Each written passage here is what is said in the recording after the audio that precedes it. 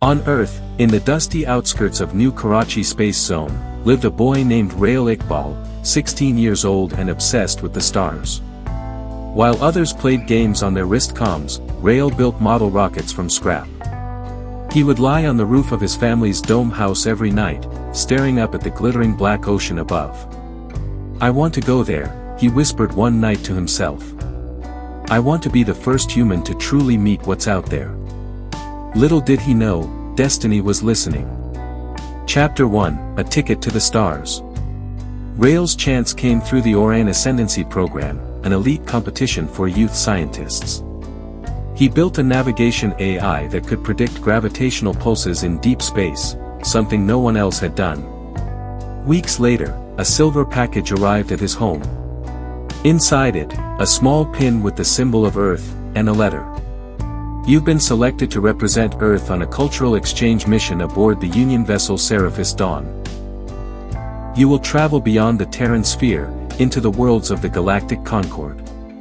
Ambassador Vay Talon, Human Directorate." Rail's mother wept with joy. His father handed him a small Quran and whispered, "Wherever you go, remember who you are, and be proud to be human." Chapter 2, Journey Beyond the Blue. The Seraphis Dawn was unlike anything Rail had ever imagined, more like a floating city than a ship. Its corridors pulsed with organic light. Its halls echoed with dozens of alien languages. Beings with wings, tendrils, scales, or crystalline bodies passed him in silence or polite curiosity. But one alien caught his attention more than any other.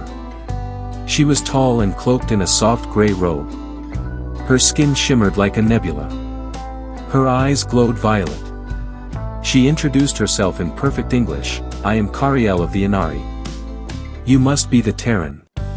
Rail grinned awkwardly. "I guess I'm your first human, huh?" She tilted her head. "And you are my first Earthling." Chapter 3. Planet of Light.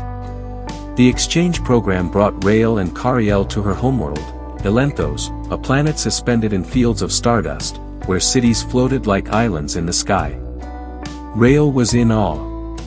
No pollution, no concrete jungles. Elenthos was built in harmony with nature and physics itself. Music played in the air. Light bent gently around trees. Kariel taught him how the Inari lived by the rhythm, a spiritual code that followed the harmonics of the universe. "To exist in balance is to exist forever," she said. Rail, in return, told her of Earth's struggles, its wars, climate troubles, human greed and kindness. She listened silently, then finally said, "Your people feel everything too deeply, and that is why you are dangerous. But also, beautiful." Chapter 4, Shadows from the Edge. One night, a siren wailed across the floating city. Rail rushed to the observatory and saw what the Inari feared. A null ship. A massive machine from the outer dark, older than any civilization, capable of devouring entire planets. It was headed toward Elenthos. The Inari, peaceful and unarmed, prepared to evacuate. Rail was furious. "You're just going to leave? You won't even try to fight?" "We cannot fight what we do not understand," Kariel said, sorrowful. But Rail had read every human war manual. He had studied machine tactics. He knew the null ship's movement patterns, its scanning waves, its blind spots. He formed a plan. Chapter 5, Humanity's Fire. Rail gathered the young Inari engineers. Together, they built makeshift EMP mines and reprogrammed old maintenance drones into kamikaze units. Rail led a stealth mission to the high atmosphere, placing the devices himself. Kariel begged him not to go. He only smiled and said, "This is who we are. We risk everything, even for those who aren't ours." The trap worked. The null ship stumbled, exposed its weak core, and the Inari's light engines fired a harmonic pulse directly into its heart.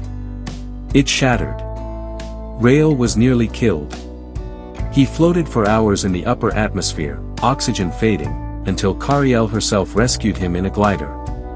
Chapter 6, the Star Bond. After his recovery, the Inari held a ceremony never before seen by humans. Cariel stood beside him in silver robes, holding a sphere of living crystal. "You are no longer just of Earth," she said. "You are Rael of Elenthos, friend of the Inari, the first human Star Bond." Rael touched the crystal. Visions of stars, histories, and possibilities flooded his mind. He was not just a boy anymore. He was a bridge between two peoples. Epilogue, a new legend begins. Years later, Earth remembered Rael as the first true ambassador.